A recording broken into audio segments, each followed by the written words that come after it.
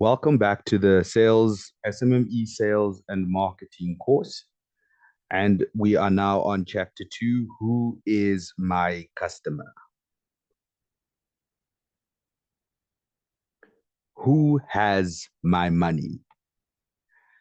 We now know what we are selling, our product or service. We know what product we are offering. We know what service we are offering. We know how much of it we need to sell every day, every week, and every month. That's our sales forecast. We did that in chapter 1. And now we need to figure out who we are selling it to. Like I discussed in the previous chapter, the problem that we have as small businesses is that we try to sell to everyone, but not everyone is your customer. And if you waste a lot of time with people that are not your customer, that time could have been spent speaking to your actual customer. That time could have been spent speaking to people that are actually going to make you money.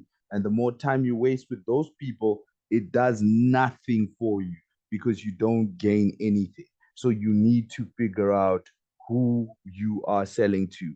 The ideal customer must have both interest in the product, they must be interested in whatever product or service you're offering, and they must have the ability to purchase in order for a sale to take place.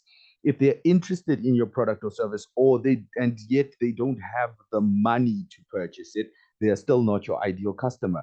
They might be interested. They might tell you all sorts of stories about how nice your product is. But if they don't have the money to buy it, then you're going to be wasting your time having a conversation with that person. Or if they have the money to buy it, but they're not interested in your product, then they also are not going to buy your product. So, for example, a child may have interest in a cake, but not the ability to purchase it. So, an 8-year-old child really loves cake, wants to eat cake, but cannot purchase it. Their parents would be the people that you target in order to get them to purchase it for the child. Or a millionaire on a sugar-free diet might have the ability to purchase the cake, but not the interest in the product. So they're not interested in buying a cake. They're interested in buying some vegan stuff or some diet things. They're not interested in buying things with sugar in it, even though they have the ability to purchase it. Now, those are extreme examples, but then we do get people who will inquire about your product or service, and yet they don't have the ability to purchase it, and therefore they are not your ideal customer. So, no matter the business you are in, you need to know exactly who your customer is. Start by asking yourself key questions. The basic questions will remain the same, but they will differ according to your industry. All right. So the basic questions you can ask will be the same, but the answers will differ according to your industry. Some industries are selling to certain people, and some industries are selling to all people or a broader spectrum of people, and some industries are only selling to specific people. So you ask questions like, what is their gender? Are they male or female? What is their age? What is their income? How much money ideally do they make? How much money do they have left after 10 days after month end? Where do they stay? If your product or service requires them to come and physically buy from you, you need to sell to people that are in your area. So you need to ask, where do they stay? Where do they reside at? Where are their businesses? Where do they work? What are their interests? What do they like talking about? What are their online habits? What are their purchasing patterns? What race are they? Because sometimes you are targeting a specific race. What language do they speak? Do they speak English, Afrikaans, isiZulu, Xhosa? What language do they speak? You can determine what we call demographics. That has to do with the characteristics of your target customer. And some questions will also help you determine their psychographics, which has to do with how their mind works. This includes their hobbies and interests and what triggers their decision making, especially when it comes to purchasing decisions. Basically, asking questions about what causes a person to decide to buy a product or service. So, typically, you need to define your ideal customer. You need to define everything about them as clearly as you possibly can. If you're selling to people who have businesses, or if you're selling a service to businesses, or if you're selling to individuals, you need to determine exactly who you want to sell to, exactly who would be willing to buy whatever it is that you are selling, so that you can sell it to them. And when you sell the right product or service, or your product or service, to the person that actually needs it, obviously a sale is going to take place and repeat sales, and your business is going to grow. But if you try to sell to everyone, you are going to flop. Don't reinvent the wheel. Most of us already know the basic details of who our customers are. If you have a physical store that they must visit, you know their geographic location. You also know their age range and affordability. If you're targeting individuals or businesses or both, the mistake that some of us make, even though we know who our target customer is, we try to sell to everyone. The beauty of this course and the circular model that you will learn about is that you will have a constant daily supply of potential customers.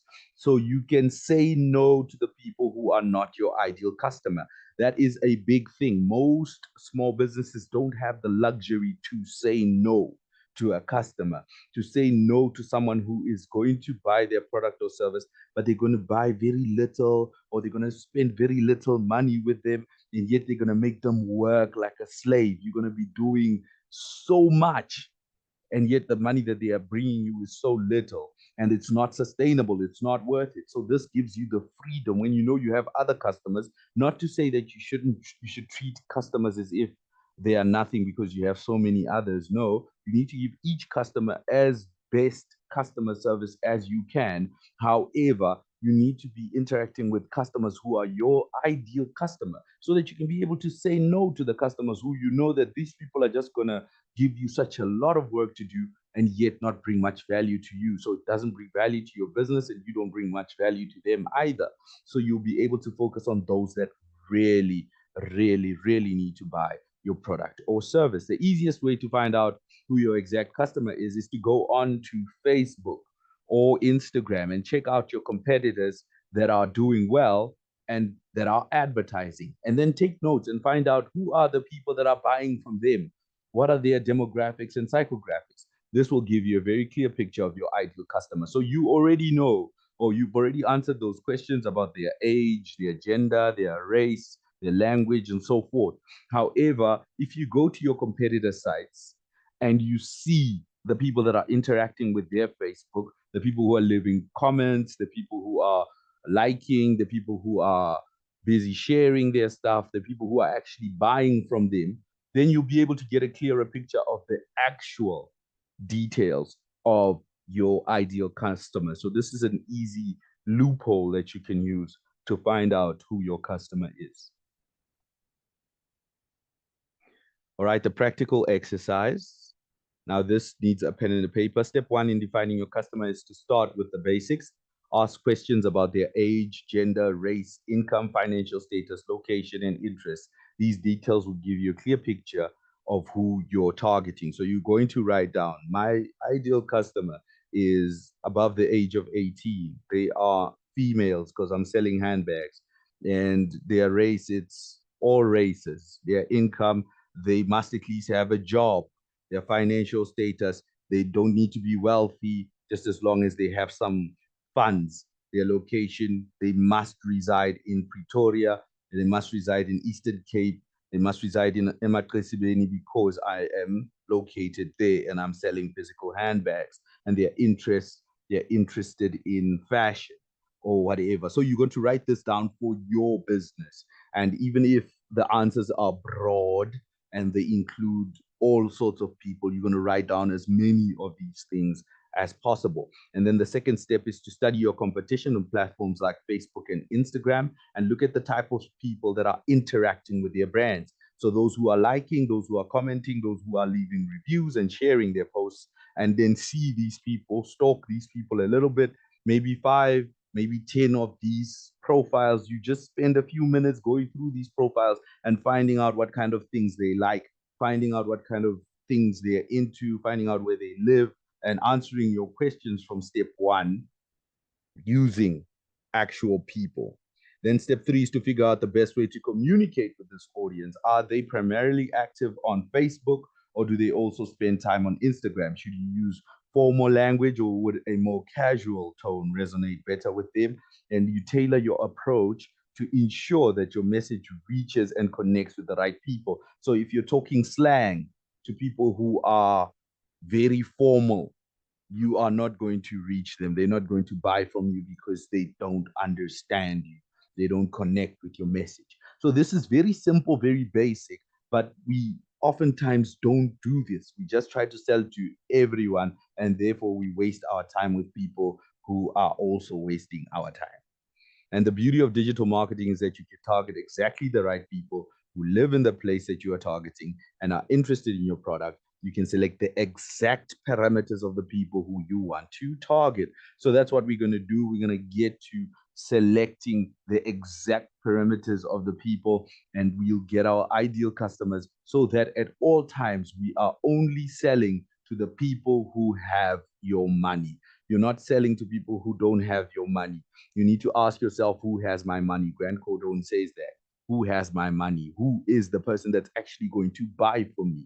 Who is willing to exchange money for what I have? And once you've identified that person, you get to talking to that person so that then you can give them your service or product and they can give you the money. All right, let's get into it.